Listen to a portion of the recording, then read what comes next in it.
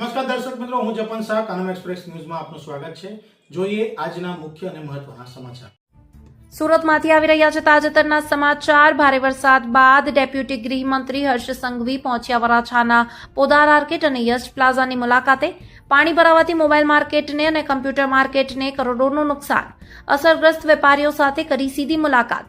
વેપારીઓની રજૂઆતો સાંભળી। આવતીકાલે સંકલન મીટિંગ બોલાવીને વેપારીઓની રજૂઆત સાંભળશે। યશ પ્લાઝા અને પોદાર આર્કેટના વેપારીઓને મીટિંગમાં હાજર રહેવા કહેવામાં આવ્યું। નુકસાનનો તાગ મેળવી યોગ્ય કાર્યવાહી કરવાની આપી ખાતરી। પોદાર આર્કેટ અને યશ પ્લાઝાના વરસાદી તારાજી બાદ સરકાર અને વહીવટીતંત્ર એક્શનમાં।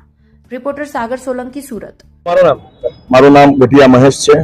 કઈ જગ્યાએ તમારી શોપ આવી છે? શું નામ છે? આજે સ્થળ છે એ વરાછા રોડ પર આવેલું યશ પ્લાઝા માર્કેટ છે, જે ગુજરાતનું કોમ્પ્યુટર, લેપટોપ અને સીસીટીવી કેમેરાનું પ્રથમ નંબરનું મોટું હબ છે। અને અહીંયા જે દુકાનો છે, નાના મોટા વેપારીઓ, એ લોકોનો તમામ માલજાનને 90 થી 95% સુધી નુકસાન થયેલ છે।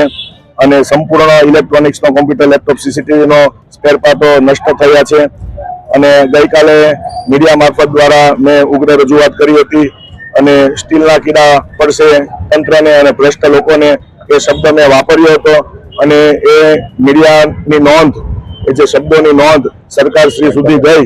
અને આજે સરકારશ્રીમાંથી હર્ષભાઈ સંઘવી, જે આપણા ચીફ મુખ્યમંત્રી છે, નાયબ મુખ્યમંત્રી છે, તેમણે રૂબરૂ મુલાકાત લીધી, ગ્રાઉન્ડ પર આવ્યા અને ફક્ત ફાટા ફોજદારી કરવા નથી આવ્યા એવું મને લાગ્યું। અને તે પોલીસની ટીમ લઈને આવેલા, કોર્પોરેશનની ટીમને, કમિશનર સાથે અને કલેક્ટરની ટીમને લઈને આવેલા છે। અને અત્યારે તાત્કાલિક સર્વે ચાલુ કરી દીધો છે। અને આવતીકાલે કલેક્ટર ઓફિસે હર્ષભાઈ સંઘવી પોતે અમારી જોડે હાજર રહેશે। સંકલન કરીને જે તે ભ્રષ્ટ અધિકારીઓ છે એમના વિરુદ્ધમાં 100% કાર્યવાહી કરશે। અને ખાસ કરીને જે સિટકો કંપની દ્વારા જે આ મોટો વિનાશ સુરત શહેરમાં અને અમારે લોકોને જે થયો છે, એમના માટે હર્ષભાઈએ અમને 100% બાંયધરી આપી છે કે સિટકો કંપની પાસે અમે જે કોઈ બી કાર્યવાહી કરાવી પડશે તે 101% કરીશું। અને આવતીકાલે અમારી એમના જોડે રૂબરૂમાં સંકલન મીટિંગ છે। મીડિયા મિત્રોનો પણ હું ખૂબ ખૂબ આભાર માનું છું। જો આજે આપણા ભારત દેશનો ત્રીજો સ્તંભ જે કહેવાય છે મીડિયા મિત્રો, એ મીડિયા મિત્રોએ આજે અમારો અવાજ ગઈકાલે સાંભળ્યો અને એ અવાજ સરકારશ્રી સુધી પહોંચાડ્યો, તો આજે અમને લોકોને રિઝલ્ટ મળી રહ્યું છે એવું દેખાય છે। અડધો કલાકમાં તમારા કોમ્પ્લેક્સમાં બી સર્વે વાળી ટીમ રાવ, તમે જોઈ લો, નીચે પાર્કિંગ આખું ક્લિયર કરાવરાવો, સાફ કરાવરાવો અને બીજી નાની મોટી જે કંઈ મદદ જોઈએ બધાને પહોંચાડાવો। તમારા કોમ્પ્લેક્સમાંથી બી અલગ અલગ લોકોના અલગ અલગ અમને સજેશન આવ્યા છે કે શું કરી શકાય, તમારી જોડે કઈ રીતે ઊભા રહી શકાય।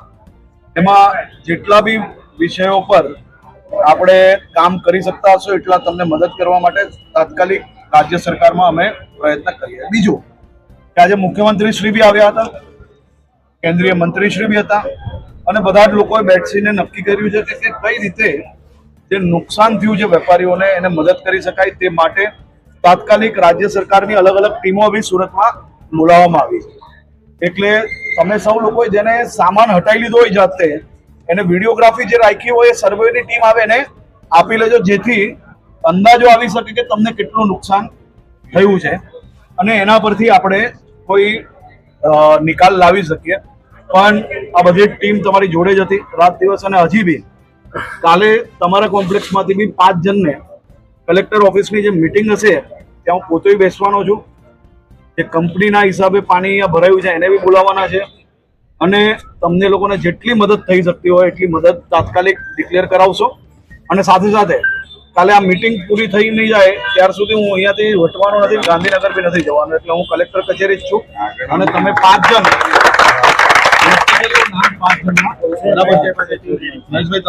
નક્કી કરી લો અને બધાનું તમે રિવ્યુ લઈ લો। એક જ મિનિટ ખાલી, હા સાહેબ।